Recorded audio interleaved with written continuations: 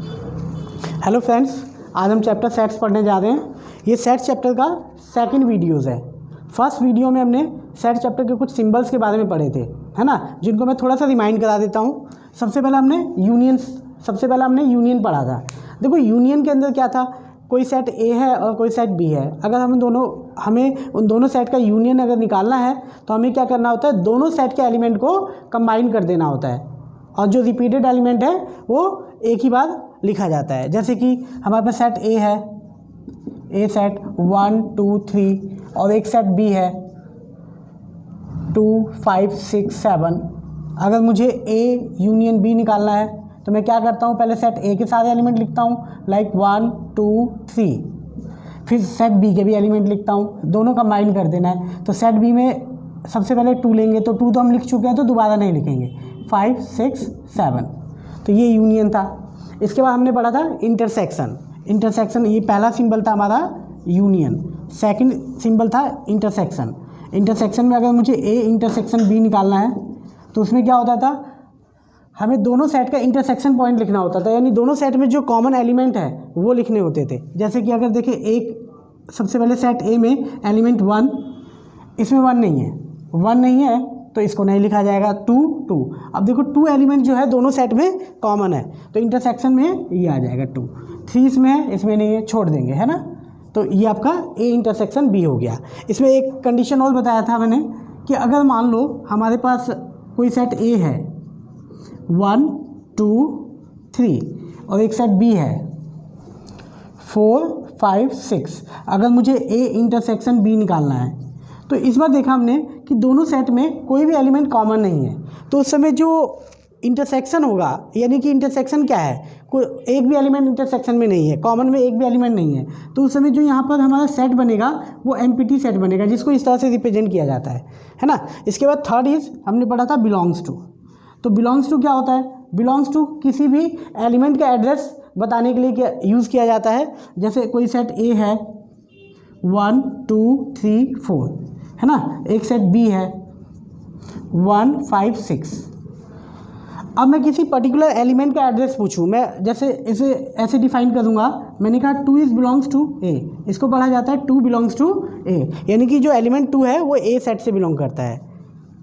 But इसको ऐसे भी लिख सकता हूँ, but 2 is not belongs to B, है ना। जैसे 5 belongs to set B, 5 element जो है सेट बी से बिलोंग करता है, but 5 is not belongs to A, 5 जो है ए से बिलोंग नहीं करता है। तो ये हमारा यूज़ था belongs to and not belongs to का।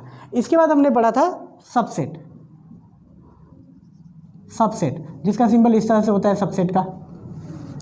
जैसे कोई सेट ए है 1 2 3 और एक सेट बी है हमारे पास 1 2 3 4 5। देखो सबसेट एंड साथ ही साथ नॉट सबसेट की भी बात कर लेते हैं। Not subset and not subset. तो सबसेट एंड नॉट सबसेट में कैसे यूज़ किया जाता है इसका। जैसे हमारे पास सेट ए है, इसमें एलिमेंट है 1 2 3 और एक सेट बी है, इसमें एलिमेंट है 1 2 3 4 5, है ना। तो इस समय देखो अगर हम देखें तो सेट ए के जितने भी एलिमेंट हैं वो सेट बी के अंदर हैं। जैसे कि सेट ए में 1 2 3 है और देखो इसमें भी 1 2 3 है ना। सेट ए के सारे एलिमेंट बी में है, तो इसे हम कहते हैं कि जो सेट ए है is the subset of set B. Set A जो है सबसेट ऑफ सेट बी, है ना। तो पिछली क्लास में हमने इतने सिंबल्स पढ़े थे, union, intersection, belongs to, not belongs to, subset and not subset, है ना। अब आगे की क्लास आगे हम देखो इसके अंदर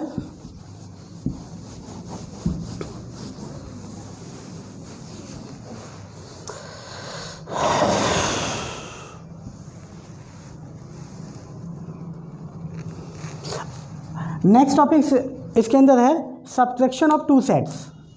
2 सेट का सब्ट्रैक्शन कैसे किया जाता है, subtraction of 2 sets.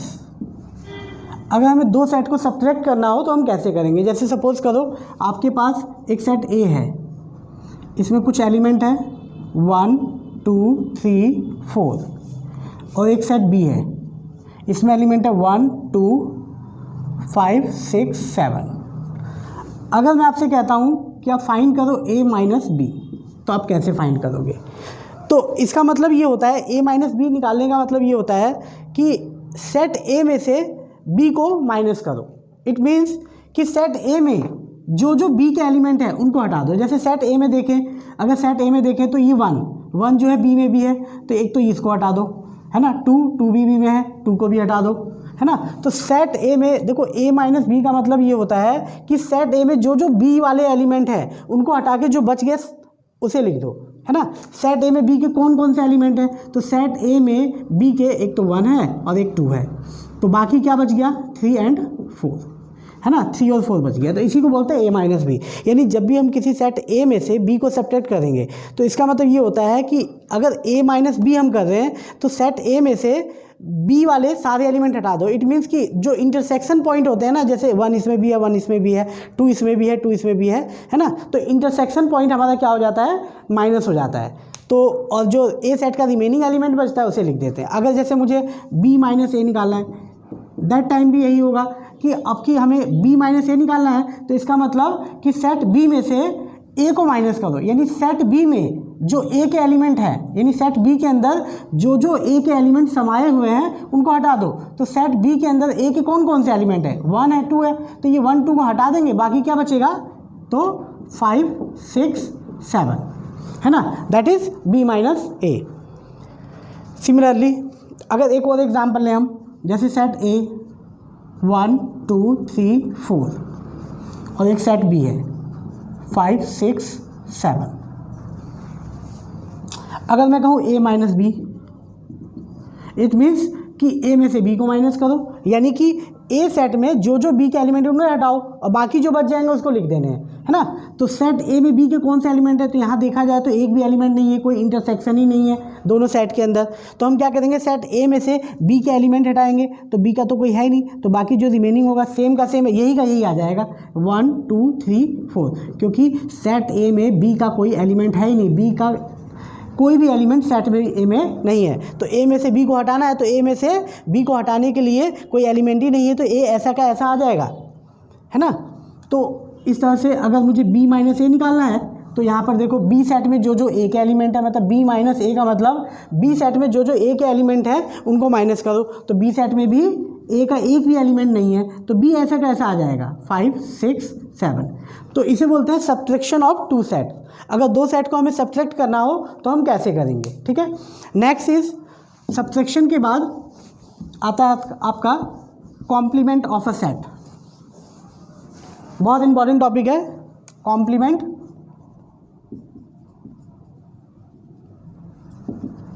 Of a set. किसी सेट का कॉम्प्लीमेंट कैसे निकालते हैं और कॉम्प्लीमेंट होता क्या है। तो देखो कॉम्प्लीमेंट समझने से पहले हमें एक कॉन्सेप्ट समझना पड़ेगा यूनिवर्स सेट का। जैसे कि फर्स्ट वीडियो में मैंने बताया है, मैंने जब समझाया था सिंबल ऑफ सेट्स के बारे में, तो मैंने कहा था यूनियन में यूनिवर्स सेट में बाद में बताऊंगा, ठीक है। तो कॉम्प्लीमेंट को समझने से पहले हमें यूनिवर्स सेट को समझना पड़ता है। यूनिवर्स सेट क्या होता है, देखो यूनिवर्स सेट का मतलब कि एक सबसे बड़ा सेट, मतलब एक ऐसा सेट जिसमें मतलब कि फॉर एग्जांपल अगर लें, सपोज करो अभी तक हम कोई भी सेट एज्यूम करते हैं, जैसे हमने कोई सेट ए लिया 1 2 3 4, एक सेट बी लिया 1 2 5 6 7, है ना। अभी तक हमने जितने भी क्वेश्चंस किए हैं उसमें कोई भी सेट हम जब लेते हैं तो हम इसमें सेट ए लेते हैं, कोई भी एलिमेंट रख देते हैं, सेट बी लेते हैं, कोई भी एलिमेंट रख देते हैं, है ना। लेकिन अब जहाँ भी यूनिवर्स सेट की बात होती है तो सबसे पहले हमें एक यूनिवर्स डिफाइन करना पड़ता है, यानी कि एक अपना सेट बनाना पड़ता है जिसे हम यूनिवर्स बोलेंगे, है ना। तब जैसे हमने यहाँ पे डिफाइन कर दिया एक सेट, जिसे यूनिवर्स सेट का नाम दिया मैंने 1 2 3 4 5 6 7 8। पहले मैंने एक सेट बना लिया जिसे मैंने यूनिवर्स सेट डिफाइन किया। इसका मतलब ये हुआ कि अब ये सेट जो है एक यूनिवर्स है, यानी कि अगर मेरे पास यूनिवर्स सेट मेंशन है तो अब उस समय मैं कोई भी सेट को एज्यूम करूंगा तो इसी में से एलिमेंट, जैसे जब तक मेरे पास यूनिवर्स सेट नहीं है मैं कोई सेट एज्यूम कर रहा हूं तो कोई भी नंबर ले सकता हूं। लेकिन अगर अब यहाँ इस कंडीशन में देखें, अगर मैंने यूनिवर्स सेट डिफाइन कर दिया, मैंने एक सेट डिफाइन कर दिया जिसमें मैंने बना दिया 1 2 3 4 5 6 7 8, यानी कि मैंने एक यूनिवर्स बना दिया। अब मैं कोई भी सेट अगर मैं डिफाइन करता हूँ, है ना, तो मुझे पता है कि मेरे पास यही यूनिवर्स है, इसके अलावा कोई नंबर है ही नहीं मेरे पास, है ना। तो उस समय अगर मैं एक सेट एज्यूम करता हूँ ए, तो ए सेट में एज्यूम करूँगा, जैसे मैंने लिखा ए सेट है कोई, है ना, जिसमें 1 2 3 4 ले लिया, है ना। इसमें 1 ले सकता हूँ, 2 ले सकता हूँ, 3 ले सकता हूँ, 4 ले सकता हूँ, क्योंकि ये यूनिवर्स में है मेरे पास, है ना। एक सेट बी मैंने लिया 1 2 7 8। अब इसमें मैं 9 नहीं ले सकता, क्योंकि 9 मेरे यूनिवर्स में है नहीं। यानी कि जब मैं किसी यूनिवर्स को डिफाइन कर दूंगा तो अब उसके बाद मैं जितने भी सेट एज्यूम करूंगा उसमें जो एलिमेंट होंगे यूनिवर्स से ही ले सकता हूं, है ना। तो ये 9 यहाँ पर नहीं आएगा, 9 नहीं ले सकता। यानी कि कभी भी अगर मुझे यूनिवर्स सेट मेरे पास डिफाइंड है तो उस समय जब हम सेट एज्यूम करेंगे, है ना, तो उस समय आपके जो सेट में एलिमेंट होंगे वो यूनिवर्स सेट से ही लिए जाएंगे। अदर एलिमेंट यूनिवर्स के अलावा दूसरे एलिमेंट हम नहीं ले सकते, है ना। यानी कि इसका मतलब ये होता है कि अगर हमारे पास यूनिवर्स डिफाइंड है तो कोई भी सेट जो होता है, जैसे अगर मैं इसे कहूँ कि ए जो है एक सबसेट है यूनिवर्स सेट का, है ना, क्योंकि ये सेट जो बना है ये यूनिवर्स सेट के अंदर समाया हुआ है ना। ए सेट क्या है, जैसे मैंने सबसेट का क्या यूज़ बताया कि ए सेट के सारे एलिमेंट इसके अंदर है, तो मैं कहूँगा A is the subset of universe set and B is also subset of universe set. ये जो बी सेट है ये भी इसका सबसेट है। जैसे मैंने सबसेट का यूज़ बताया, सबसेट का मतलब क्या होता है कि इसके सारे एलिमेंट इसके अंदर हैं, है ना। तो B is the subset of universe set. यानी कि आपके पास अगर यूनिवर्स सेट है, अब मैं यहाँ पर ए सेट बी सेट एक सेट और डिफाइन कर लूँ सी, है ना, तो कोई भी सेट डिफाइन करूँगा तो एलिमेंट तो मैं इसी में से लूँगा, 1 2 कुछ भी ले लिया मैंने, तो मैं ये भी कहूँगा कि C is the subset of universe set, C is the subset of universe set. यानी कि ये जो सी है एक यूनिवर्स का सबसेट है। इट मीन्स कि हम किसी भी सेट के लिए अगर यूनिवर्स सेट डिफाइंड है तो हम ये कह सकते हैं कि every set is the subset of universe set, है ना। यानी कि इस वर्ल्ड में यूनिवर्स में कोई भी अगर हम सेट बना रहे हैं तो वो यूनिवर्स का एक सबसेट होता है ना। तो इसे हम बोलते हैं यूनिवर्स सेट। तो यहाँ पर हम टॉपिक जो पढ़ना था, हमें कॉम्प्लीमेंट ऑफ सेट पढ़ना था, लेकिन उसके लिए यूनिवर्स ज़रूरी था। यूनिवर्स सेट एक लार्जेस्ट सेट होता है दुनिया का, जिसके अंदर से ही सारे सबसेट बनाए जाते हैं, ठीक है। तो जैसे ये तो हमारा यूनिवर्स सेट था। अब हम पढ़ेंगे complement of a set. Complement का मतलब क्या होता है, कॉम्प्लीमेंट क्या चीज़ है। तो देखो कहीं भी अगर कॉम्प्लीमेंट की बात आएगी तो सबसे पहले आपको यूनिवर्स सेट डिफाइन करना पड़ेगा। अगर यूनिवर्स नहीं है तो हम कॉम्प्लीमेंट की बात नहीं कर सकते, है ना। तो सबसे पहले मैं एक एग्जांपल लेता हूँ। जैसे सपोज करो एक यूनिवर्स सेट मैंने बनाया 1 2 3 4 5 6 7 8, है ना। इसमें 9 10 11 12 आगे भी ले सकते हैं, लेकिन मैंने एक छोटा सा सेट बना लिया यूनिवर्स सेट। अब इसका मतलब ये हुआ कि मेरे पास एक सेट है, ये यूनिवर्स सेट है, यानी कि इसके अलावा मेरे पास कोई दूसरे नंबर नहीं है। यानी कि मैं कोई भी सेट अब एज्यूम करूँगा तो इसी में से एलिमेंट ले सकता हूँ मैं। यानी कि जैसे मैंने एक सेट एज्यूम किया ए 1 2 3, एक सेट एज्यूम किया बी 1 2 5 6, ये 2 सेट बना दिए। अब बात करते हैं कि कॉम्प्लीमेंट का क्या मतलब होता है। देखो कॉम्प्लीमेंट का मतलब क्या होता है, अगर मैं कहूँ आपसे कॉम्प्लीमेंट को ऐसे रिप्रेजेंट करते ए कॉम्प्लीमेंट, तो कॉम्प्लीमेंट का मतलब होता है, अगर मैं कहूँ कि ए के कॉम्प्लीमेंट का क्या मतलब है, तो इसका मतलब है कि यूनिवर्स सेट में हमारा ये यूनिवर्स सेट है, ये ए सेट है 1 2 3। अगर हम देखें, हम बात करें, हम कहें कि यूनिवर्स सेट में ए सेट के अलावा और बाकी कुछ है क्या एलिमेंट, तो अगर देखें ए सेट में एलिमेंट है 1 2 3, यहाँ देखिए 1 2 3 के अलावा 4 5 6 7 8 भी है। यानी अगर हम कहें कि यूनिवर्स सेट में ए के अलावा क्या कुछ और भी है, तो आप कहोगे हाँ, क्योंकि यूनिवर्स सेट में ए के अलावा क्या है 4 5 6 7 8 है। यानी कि यूनिवर्स सेट में ए के कॉम्प्लीमेंट का मतलब होता है कि पूरे यूनिवर्स में इस सेट के अलावा कुछ और भी है क्या।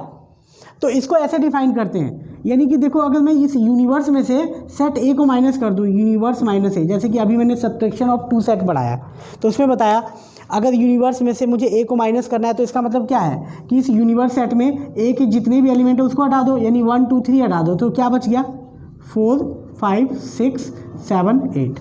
यानी यूनिवर्स में से इस एक एलिमेंट 1 2 3 को हटा दो तो ये बच गया 4 5 6 8। तो इसे बोलते हैं ए का कॉम्प्लीमेंट। तो कॉम्प्लीमेंट का मतलब ये होता है, अगर मुझे ए का कॉम्प्लीमेंट निकालना है तो मैं कहूँगा यूनिवर्स में से ए को माइनस कर दो। सिमिलरली अगर मैं बी के कॉम्प्लीमेंट की बात करूँ, बी कॉम्प्लीमेंट, तो ये क्या होगा, इसका मतलब ये हुआ कि पूरे यूनिवर्स में इस बी के अलावा क्या एलिमेंट है, तो यूनिवर्स में बी के अलावा देखें क्या है, 1 1 तो इसमें भी है, यानी कि 1 2 है ना, 5 6, इसके अलावा 3 है, 4 है, 7 है, 8 है ना। तो अगर यूनिवर्स में से मैं इनको हटा दूं 1 2 5 6, तो जो बाकी बचेंगे वो बी का कॉम्प्लीमेंट बनेगा। तो आपका फॉर्मूला क्या बनेगा, अगर मुझे बी कॉम्प्लीमेंट निकालना है तो यूनिवर्स में से बी को हटा दो, पूरे यूनिवर्स में से बी के एलिमेंट हटा देंगे तो बी का कॉम्प्लीमेंट बच जाएगा, यानी कि यूनिवर्स माइनस बी, है ना। तो इस यूनिवर्स में से बी को माइनस करना है, तो क्या क्या माइनस होगा, 1 माइनस होगा, 2 माइनस होगा, 3 आ जाएगा, 4 आ जाएगा, 5 माइनस हो जाएगा, 6 माइनस हो जाएगा, 7 और 8। तो इसको बोलते हैं बी का कॉम्प्लीमेंट। अच्छा, सिमिलरली अगर मैं आपसे पूछूं ए यूनियन बी, अगर ए यूनियन बी आप निकालो, यानी ए और बी का यूनियन निकालना है। यूनियन का मतलब इन दोनों सेट को कंबाइन कर देना है। तो ए के पहले एलिमेंट 1 2 3, फिर बी का एलिमेंट, तो 1 2 तो आ चुका है, 5 6, ये ए यूनियन बी है ना। अब मैं आपसे पूछूं कि ए यूनियन बी का होल कॉम्प्लीमेंट बताओ।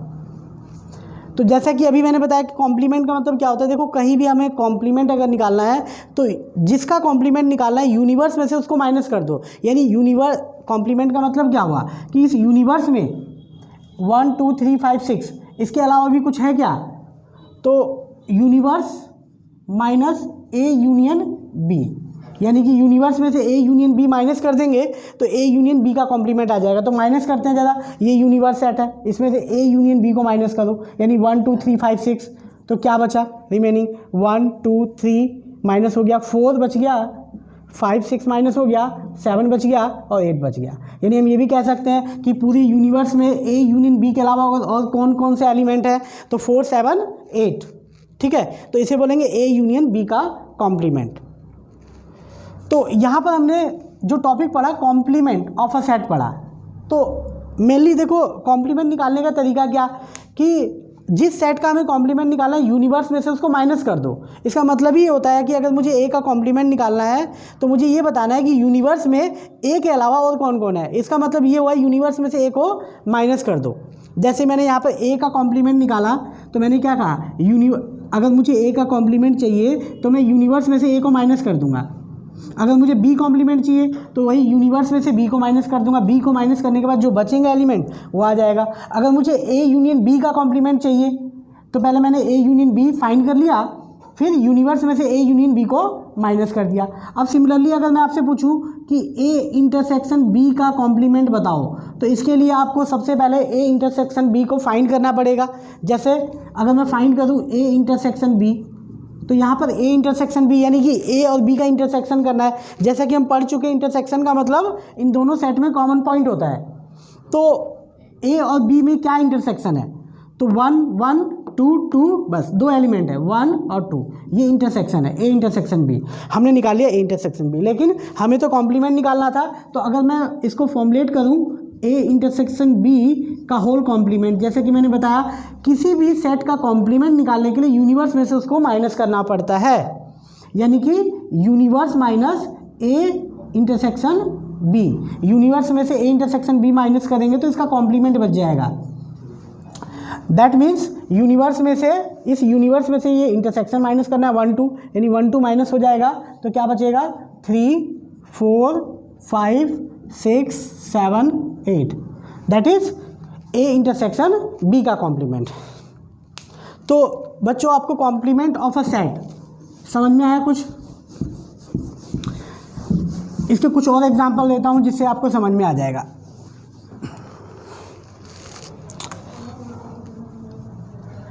बच्चों देखो कॉम्प्लीमेंट निकालने का, कॉम्प्लीमेंट को बनाने का तरीका क्या है, सिंपल सा है कि अगर हमारे पास कोई यूनिवर्स सेट है U B I the universe set 1 2 3 4 5 6 7 8 and एक सेट ए है 1 2 3 4, एक सेट बी है 2 3 7, एक सेट सी है 1 5 6।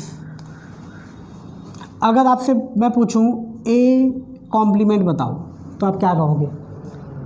तो कॉम्प्लीमेंट का मतलब यूनिवर्स में से ए को माइनस कर दो, है ना। तो इसका फॉर्मूला क्या बनेगा? A complement universe minus A, universe में से ए को माइनस कर देंगे। अब कैसे माइनस होगा? अब इसके लिए आपको सब्ट्रैक्शन आना चाहिए, पूरे यूनिवर्स में से ए को माइनस करना है, यानी कि सिंपल सा है, इस सेट में से ए वाले सारे एलिमेंट हटा दो, 1 2 3 4, तो क्या बचा? 5 6 7 8।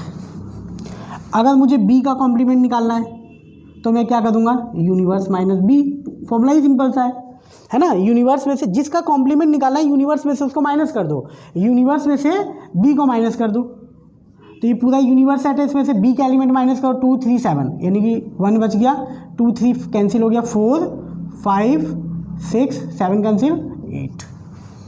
अगर मैं कहूँ सी का कॉम्प्लीमेंट निकालो तो क्या करोगे? यूनिवर्स माइनस सी, यानी कि इस यूनिवर्स में से सी को माइनस करो, यानी कि 1 हट गया, 2 बच गया, 1 हट गया, 3 4 5 हट गया, 6 हट गया, 7 8।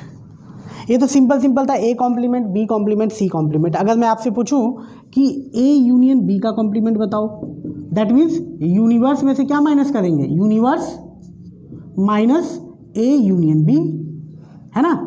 यूनिवर्स में से ए यूनियन बी माइनस कर देंगे तो ए यूनियन बी का कॉम्प्लीमेंट आ जाएगा, है ना। तो यहाँ पे समझने के लिए मैं थोड़ी देर के लिए ए यूनियन बी को इधर फाइंड कर लेता हूँ, ए यूनियन बी, ए और बी का यूनियन। अब आप बताएंगे मुझे ए यूनियन बी क्या होता है? ए सेट और बी सेट को कंबाइन करना, यानी कि 1 2 3 4 एंड 2 तो आ चुका है, 3 भी आ चुका है, 7, है ना। और अगर मुझे ए इंटरसेक्शन बी चाहिए, यानी ए और बी का इंटरसेक्शन, इंटरसेक्शन का मतलब कॉमन पॉइंट, तो इसमें 1 है, 1 नहीं है, 2 है, 2 है, 2 एंड 3, ये 2 कॉमन है ना, तो इंटरसेक्शन आ गया। तो यहाँ पर अगर ए यूनियन बी का कॉम्प्लीमेंट चाहिए तो universe minus A union B, तो यूनिवर्स में से क्या माइनस होगा? ए यूनियन बी, यानी कि 1 2 3 4 7, यहाँ से 1 2 3 4 7 माइनस कर दो, 1 2 3 4, तो 5 बच गया, 6 बच गया, 7 हट गया, 8 बच गया। सिमिलरली अगर मुझे ए इंटरसेक्शन बी का कॉम्प्लीमेंट चाहिए तो universe minus A intersection B, यानी जिसका कॉम्प्लीमेंट चाहिए यूनिवर्स में से उसको माइनस कर दो।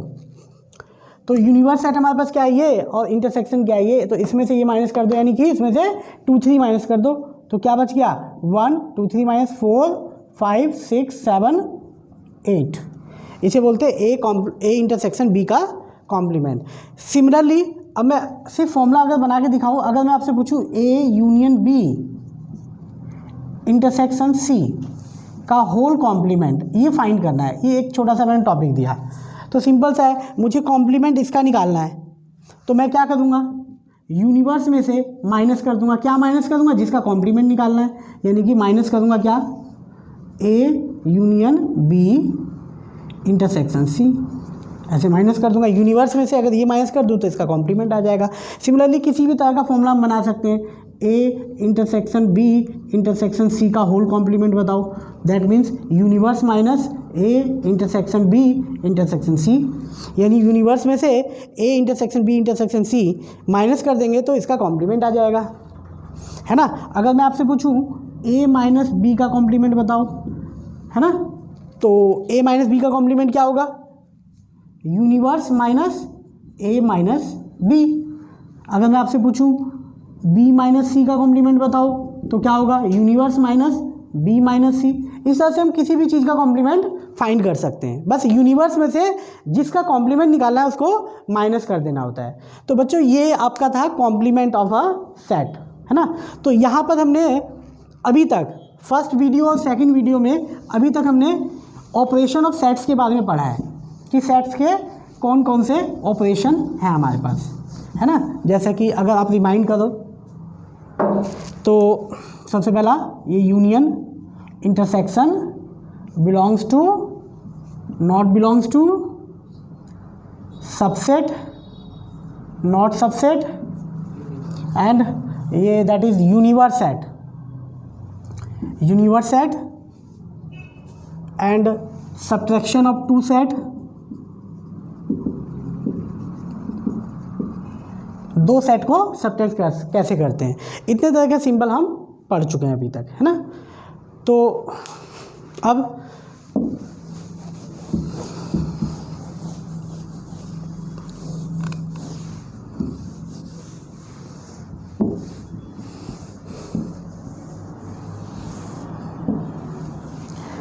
देखिए हम इन्हीं ऑपरेशन पे कुछ क्वेश्चंस करेंगे ताकि हमें इन ऑपरेशन का सही से यूज़ करना आ जाए। तो देखो सबसे पहले हम कुछ एग्जांपल्स लेते हैं, जैसे क्वेश्चन नंबर 1। इन क्वेश्चनों को आप प्रैक्टिस भी करेंगे घर पे। जैसे सपोज करो एक सेट हमारे पास ए है 1 2 3 4, एक सेट बी है 1 2 5 6, एक सी 5 6 9 एंड डी 2 3 4 6 4। बस। और मैं कहूँ अगर find number 1 A union B, second is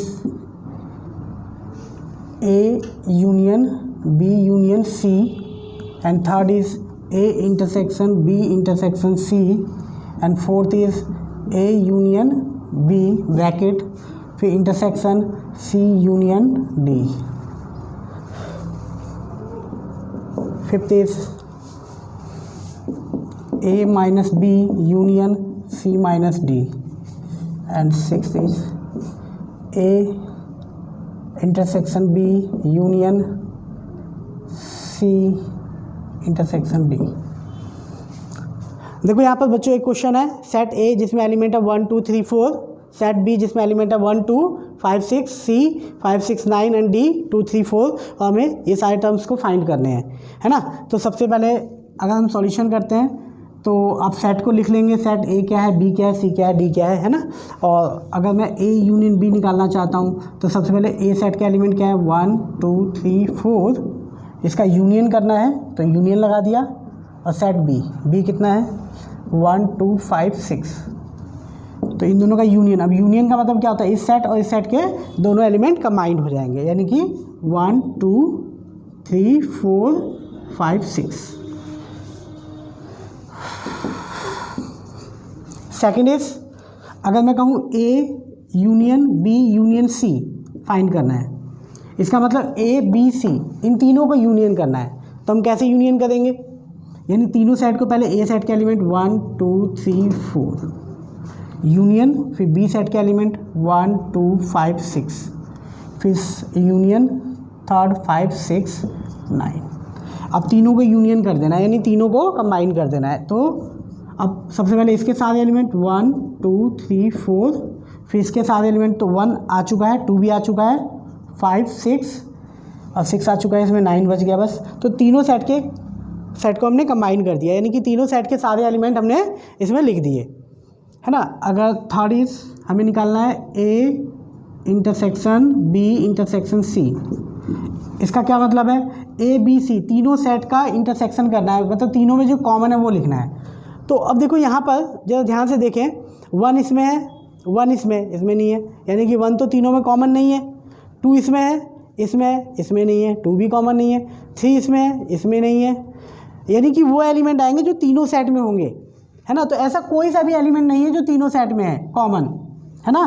तो अब मैंने बताया था यहाँ पे कॉन्सेप्ट की ऐसा कोई भी एलिमेंट है ही नहीं, यानी कि यहाँ पर सेट कोई बनेगा ही नहीं, यानी कि यहाँ पर एक एम्प्टी सेट बनेगा, यानी कि आप ऐसे रिप्रेजेंट करोगे A intersection B intersection C equal to empty set, है ना। Fourth is A union B intersection C union D. देखो यहाँ पे क्या करना है, हमें A union B intersection C union D करना है। तो सबसे पहले इस टर्म और इस टर्म को अलग अलग फाइंड कर लेंगे। पहले ए यूनियन बी निकालेंगे, ए यूनियन बी, तो ए क्या है और बी, ए यूनियन बी, इन दोनों का यूनियन करना है तो एलिमेंट आएगा 1 2 3 4, और यूनियन करना है तो इसमें से 5 और 6, ये ए यूनियन बी आ गया। अब निकालेंगे सी यूनियन डी, तो सी यूनियन डी में क्या आ जाएगा, सी और डी का यूनियन, सी और डी का यूनियन, तो क्या आ जाएगा हमारे पास दोनों एलिमेंट को कंबाइन करेंगे तो 2 3 4 5 6 9। मैंने ये वाला सेट निकाल लिया और ये वाला सेट। अब इन दोनों का क्या करना है हमें, इंटरसेक्शन। तो इंटरसेक्शन अगर मैं करूँ यहाँ पर कि A union B intersection C union D, तो ए यूनियन बी कितना है मेरे पास, 1 2 3 4 5 6, और इंटरसेक्शन सी यूनियन डी कितना है, तो वह 2 3 4 5 6 और 9। अब इन दोनों में इंटरसेक्शन, इंटरसेक्शन का मतलब कॉमन पॉइंट, तो 1 इसमें है, इसमें नहीं है, 2 इसमें भी है, कॉमन है 2, 3 इसमें भी है 3, 4 इसमें भी है 4, 5 6, है ना। तो ये आपका 4th टर्म हो गया, है ना। आगे देखो,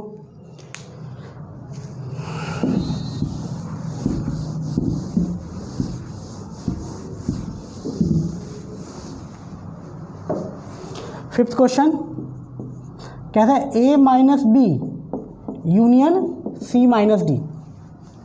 इसको कैसे फाइंड करेंगे, ए कहता है A minus B union C minus D. तो सबसे पहले हम ये दोनों टर्म को अलग अलग निकालेंगे। पहले ए माइनस बी निकालेंगे, यानी कि सेट ए में से बी को माइनस करेंगे। इसका मतलब क्या होता है, सेट ए का एलिमेंट 1 2 3 4 माइनस सेट बी 1 2 5 6। इसका मतलब होता है सेट ए में से बी को माइनस करो। मतलब इस ए सेट में जो बी का एलिमेंट है, बी के कौन कौन से एलिमेंट है, 1 है 2 है, ये हटा देंगे, क्या बचेगा 3 और 4। ऐसे ही सी माइनस डी निकालना है।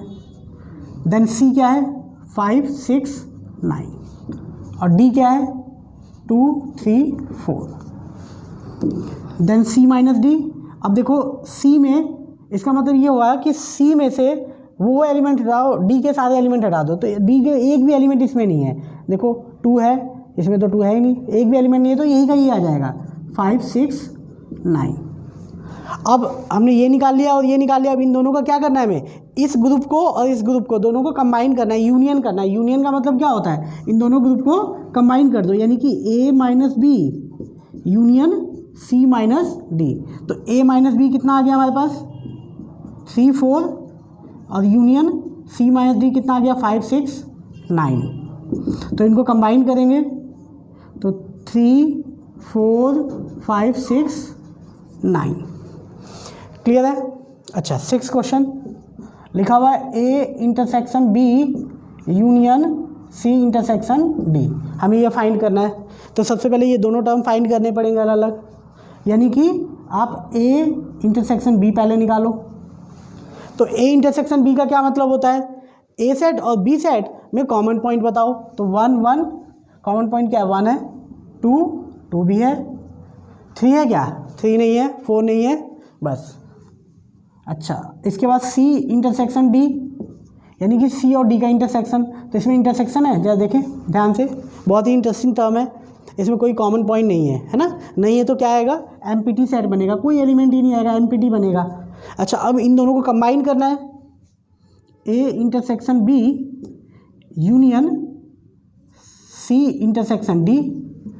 तो इस सेट और इस सेट को कंबाइन करना है, तो इसके सारे एलिमेंट 1 2, और ये तो एमपीटी है, यहाँ पे कोई एलिमेंट नहीं है, तो इतना ही रह जाएगा, है ना। तो बच्चे ये हमने जो अभी तक सिंबल्स पढ़े हैं, इसके ऊपर हमने यूज़ सीखे, सिंबल को कैसे यूज़ करना है, कैसे यूटिलाइज़ करना है ना। अब हमारा नेक्स्ट टॉपिक है, देखो अभी तक हमने क्या पढ़ा है, सेट्स में बस सिंबल पढ़े और उसके यूज़ सीखे हैं कि इन सिंबल को कैसे हम यूज़ करेंगे।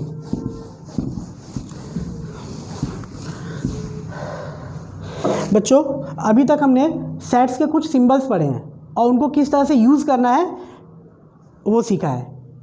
अब हम सीखने जा रहे हैं, देखो सेट्स को रिप्रेजेंट करने का तरीका, रिप्रेजेंटेशन ऑफ सेट।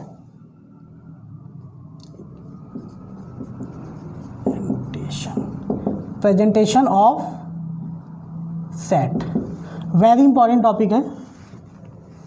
देखो बच्चों, सेट को रिप्रेजेंट करने के 2 तरीके होते हैं।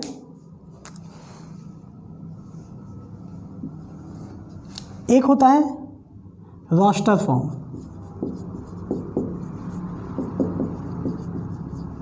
और एक होता है सेट बिल्डर।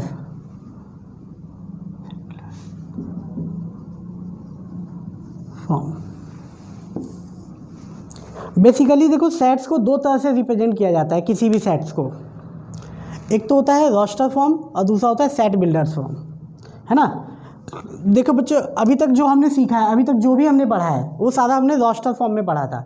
जैसे सपोज करो मैं कुछ एग्जांपल्स लेता हूँ। एक सेट ए लिया, इसमें कुछ एलिमेंट लिया मैंने 1 2 3 4 5, ठीक है बेटा। तो ये मैंने एक सेट का एग्जांपल लिया, सेट ए लिया जिसमें कुछ एलिमेंट्स है 1 2 3 4 5, है ना। तो देखो इसी सेट को रिप्रेजेंट करने का तरीका एक सेट बिल्डर फॉर्म के थ्रू किस तरह से है, इसको हम ऐसे रिप्रेजेंट करते हैं। एक सेट ए है, ऐसे लिखते हैं x is such that x belongs to n। इसको रीड करने का तरीका क्या होता है, मतलब सेट ए एक है इक्वल टू x क्या है, एलिमेंट है, मतलब सेट ए के एलिमेंट है। x क्या है, सेट ए के एलिमेंट है। एलिमेंट को रिप्रेजेंट करते हैं, जैसे सेट ए में कई सारे एलिमेंट है ना, यानी x की वैल्यू क्या है, 1 भी है, 2 भी है, 3 भी है, 4 भी है, 5 भी है। यानी कि x इज सच दैट, इसका मतलब होता है x is such that, x ऐसा है कि x बिलोंग्स टू n, मतलब x क्या है, नेचुरल नंबर है। अगर मैं इसको सिर्फ इतना कहूँ तो हमें क्या बात समझ में आती है कि x बिलोंग्स टू n, मतलब जैसे कि हमने सिंबल भी पढ़ा है, बिलोंग्स टू का मतलब क्या होता है, बिलोंग्स टू एड्रेस को बताता है कि x जो है बिलोंग करता है किससे, नेचुरल नंबर से। अब आपको पता होना चाहिए कि नेचुरल नंबर को कैपिटल N से डिनोट करते हैं और नेचुरल नंबर में क्या आता है हमारे पास 1 2 3 4 5 6 7 डॉट डॉट डॉट, इस तरह से चलता रहता है, ठीक है, नेचुरल नंबर, है ना। तो हम कह सकते हैं x is such that x belongs to n।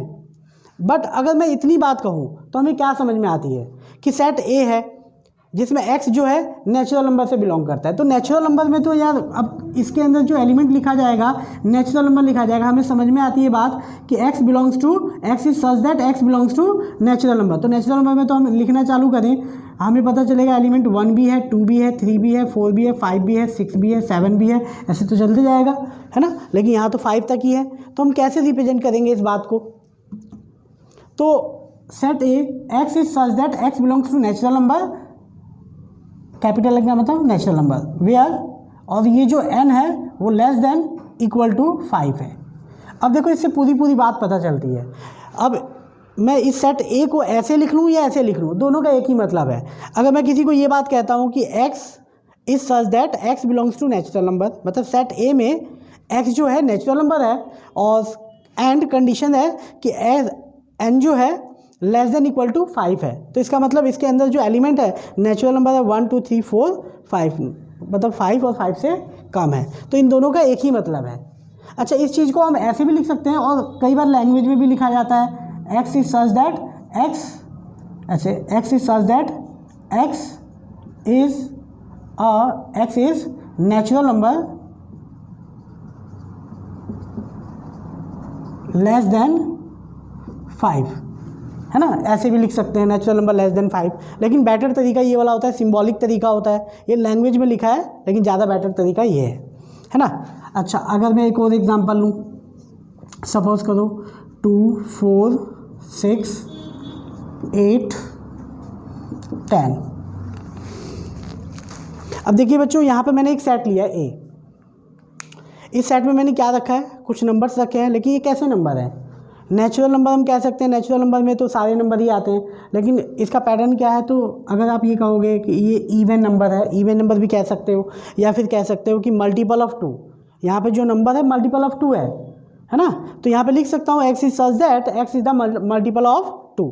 लेकिन एक लिमिट भी तो है, ये थोड़ी मल्टीपल ऑफ 2 10 पे थोड़ी ख़त्म होता है, ये तो आगे भी चलता जाएगा। तो इसको कैसे रिप्रेजेंट किया जाएगा, अब देखो इवन नंबर कह लो इसे या मल्टीपल ऑफ 2 कह लो। तो जो आपने छोटी क्लास में पढ़ा होगा 2n is an even number. 2n जो है इवन नंबर को रिप्रेजेंट करता है, क्योंकि n की हर वैल्यू के लिए, n की हर, यहाँ पे n की कोई भी वैल्यू रख दो, 1 रख दो तो क्या आएगा 2 आएगा, 2 रख दो तो क्या आएगा 4 आएगा, 3 रख दो तो क्या आएगा 6 आएगा, यानी इवन नंबर ही आएगा, है ना। तो 2n is always even number, या 2n जो है इवन नंबर को रिप्रेजेंट करता है या मल्टीपल ऑफ 2 को रिप्रेजेंट करता है। तो इसको देखो हम ऐसे लिख सकते हैं, x is such that x belongs to 2n, यानी x जो है हमारा 2n के फॉर्म में है 2n। लेकिन कंडीशन है यहाँ पर n क्या है, तो n क्या है, देखो n एक बार इसमें हम जीरो नहीं रख सकते, जीरो रखेंगे तो जीरो हो जाएगा, जीरो तो है नहीं। अगर मैं यहाँ जीरो रख दूँ तो ये तो जीरो हो जाएगा, मतलब x बिलोंग्स टू जीरो हो जाएगा। तो यहाँ पर जो n है वो 1 से स्टार्ट है, यहाँ पे 1 रख सकता हूँ, 2 रख सकता हूँ, 3 रख सकता हूँ, 4 5 रख सकता हूँ, 5 2 जा 10, यानी कि n जो है लेस देन इक्वल टू 5 है ना। यहाँ पे जो n है वो 1 है, 2 है, 3 है, 4 है, 5 है ना। तो इसको ऐसे रिप्रेजेंट कर सकता हूँ। ये लैंग्वेज में इसको हम ऐसे भी लिख सकते हैं, x is such that x is an even number less than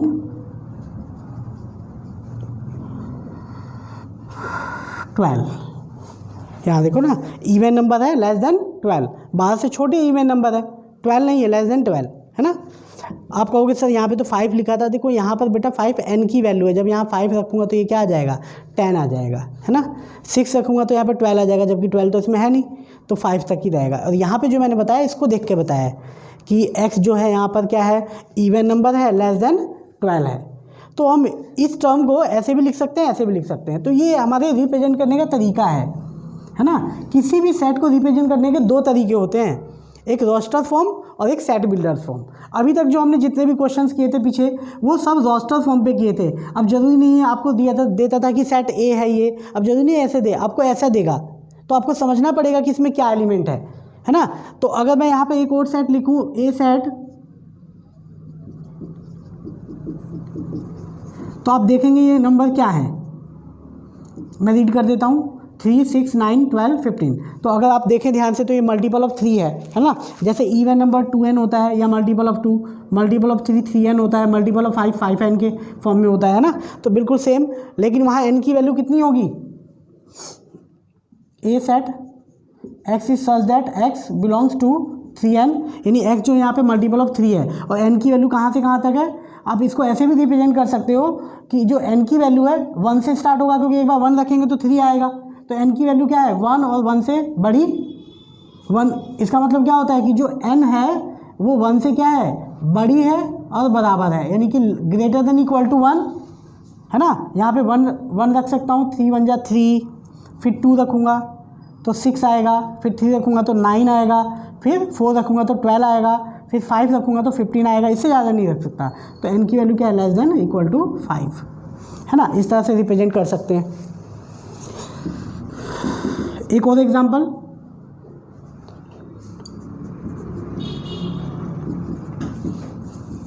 अब यहाँ पे पैटर्न बताओ।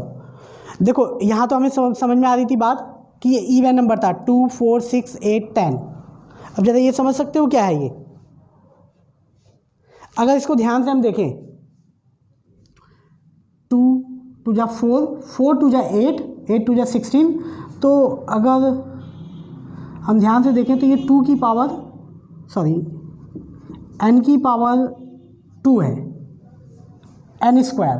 देखो अगर यहाँ 1 की जगह सॉरी 2 की पावर n है, देखो 2 की पावर 1, 2 की पावर 2, 2 की पावर 3, 2 की पावर 4, 2 की पावर 6। अगर ध्यान से देखो 2 की पावर 1 2, 2 की पावर 2 4, 2 की पावर 3 8, 2 की पावर 4 16, 2 की पावर 6 9, और सॉरी 32 है ना। तो अगर देखिए तो ये पैटर्न जो है 2 की पावर n के फॉर्म में आप देख सकते हो ना। 2 1 जा 2, 2 2 जा 4, 2 3 जा 8 होता है, 2 2 जा 4 2 जा 8 है ना, 4 जा 16 और 4 जा 32 है ना। तो अगर यहाँ पैटर्न देखें, आपको पैटर्न को समझना पड़ेगा कि यहाँ पे क्या पैटर्न चल रहा है। तो यहाँ जो पैटर्न है वो 2 की पावर n का पैटर्न है।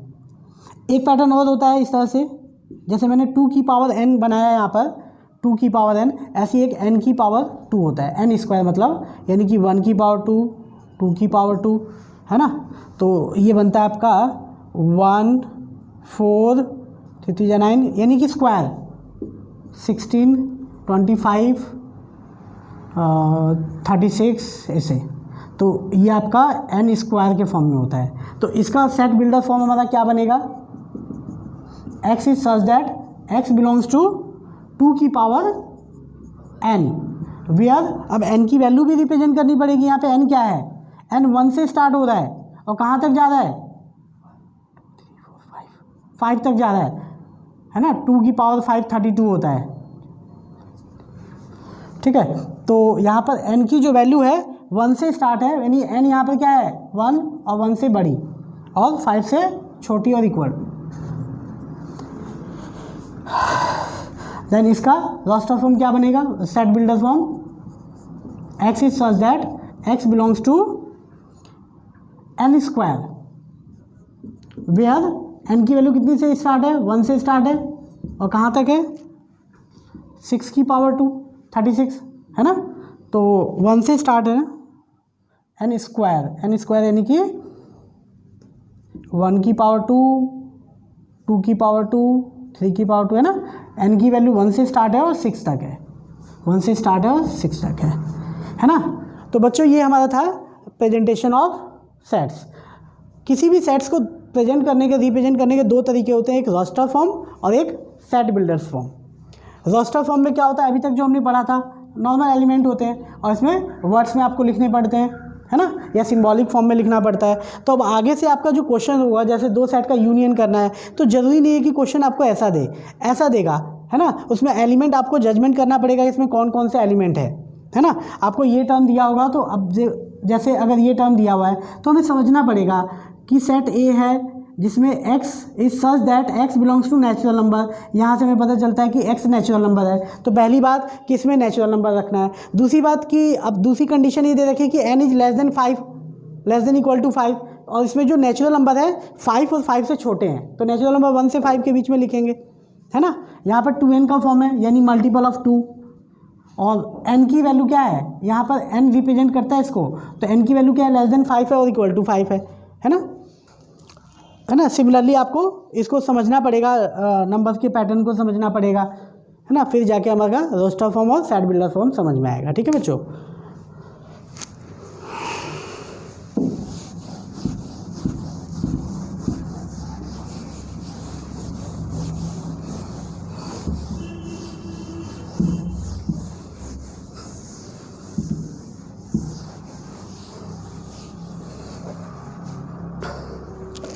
अच्छा बच्चों, इसके बाद नेक्स्ट टॉपिक आपका है वेन डायग्राम।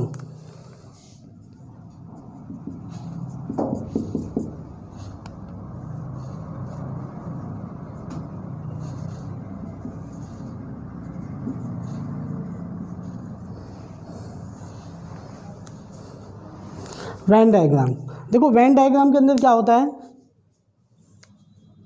जैसे सपोज करो आपको डायग्राम के थ्रू A यूनियन B को शो करना है, A यूनियन B, तो A यूनियन B को कैसे रिप्रेजेंट किया जाएगा। जैसे सपोज करो हमारे पास एक सेट A है, एक सेट A है, मान लो एक सेट A है 1 2 3 4 और एक सेट B है 1 2 5 6 7।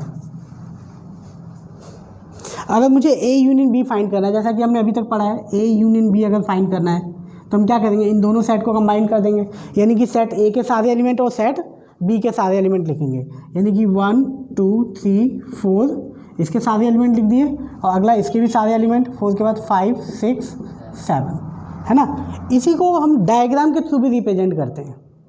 डायग्राम के थ्रू कैसे रिप्रेजेंट करना है, जैसे सपोज करो एक सेट मैंने A बनाया, एक सेट A ले लिया, अब हमें पता है इस सेट A में कितने एलिमेंट है 1 2 3 4, है ना।